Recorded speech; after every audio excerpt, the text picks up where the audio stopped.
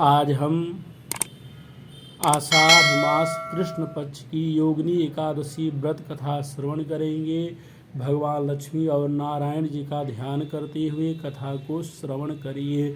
ओम शांताकारं भुजगशयनं पद्मनाभं सुरेशं विश्वाधारं गगनसदृशं मेघवर्णं शुभांगं लक्ष्मीकान्तं कमलनयनं योगभृध्यानगम्यं वन्दे विष्णुं भवभयहरं सर्वलोकैकनाथं। या श्री स्वयं सुकृतिनां भवनेश्वरलक्ष्मी पापात्मनां कृतधियां हृदये सबुद्धे श्रद्धा सतां गुरुजनां प्रभव सलज्जातां त्वां नता परिपालय देवी विश्वम। युधिष्ठिर बोले, ज्येष्ठ शुक्ल पक्ष की निर्जला एकादशी का महात्म्य मैंने सुन लिया। आषाढ़ कृष्ण पक्ष की एकादशी का क्या नाम है? हे मधुसूदन, कृपा करके मुझसे कहिए। श्री कृष्ण जी बोले, हे राजन, व्रतों में उत्तम व्रत मैं तुमसे कहता हूँ। आषाढ़ कृष्ण पक्ष की योगिनी एकादशी का व्रत सब पापों को दूर करके भक्ति और मुक्ति को देने वाला है। पुराणों में लिखी हुई इसकी पाप नाशनी कथा का मैं वर्णन करता हूँ। अलकापुरी का राजा कुबेर शिव जी का पूजन किया करता था।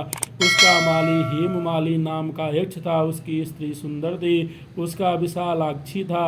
वह माली उसके स्नेह युक्त होकर कामदेव के वशीभूत हो गया।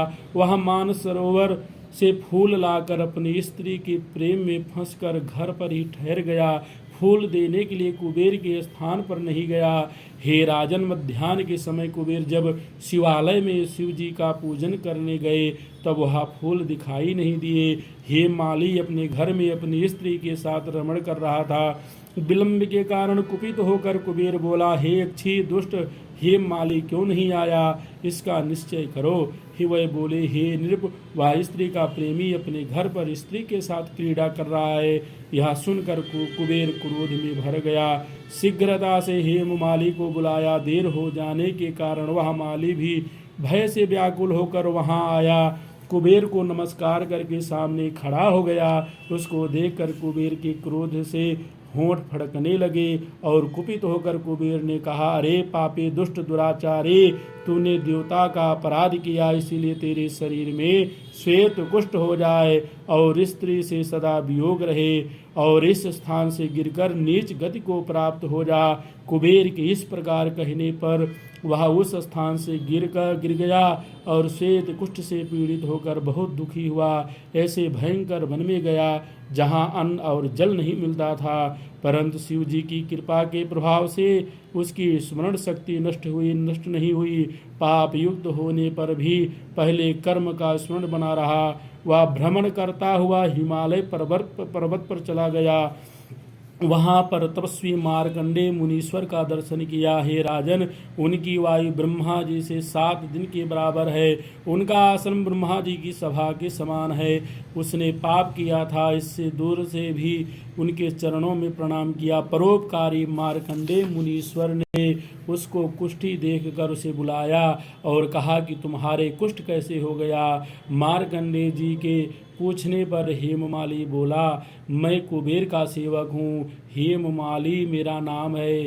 हे मुने, नित्य मानस सरोवर फूल लाकर शिव जी के पूजन के समय कुबेर को देता था। एक दिन मुझको देर हो गई क्योंकि कामदेव के वशीभूत होकर मैं स्त्री के साथ विषय भोग में लग गया। हे मुने, तब कुबेर ने कुपित होकर मुझे श्राप दे दिया। मेरे शरीर में कुष्ठ हो गया और स्त्री से वियोग हो गया। इसलिए हे मुनिश्रेष्ठ, मुझ पापी को उपदेश दीजिए। मार्कंडेय जी बोले, तूने सत्य कहा और झूठ नहीं बोला, इसलिए शुभ फल देने वाले व्रत का उपदेश करूँगा। तू आषाढ़ पक्ष की योगिनी नाम की एकादशी का व्रत कर। इस व्रत के प्रभाव से निश्चय कुष्ठ दूर हो जाएगा। मुनि के इस वाक्य को सुनकर उसने पृथ्वी पर लेटकर प्रणाम किया और उसने यह उत्तम व्रत किया। इसके प्रभाव से वह देव रूप हो गया। स्त्री से उसका मिलाप हो गया और अच्छा सुख मिला। हे नृप, बड़े पापों को दूर करने वाली और बड़े पुण्यों का फल देने वाली आषाढ़ कृष्ण एकादशी का व्रत मैंने तुमसे कहा है। बोलो लक्ष्मी नारायण भगवान की जय। बोलो शंकर भगवान की जय।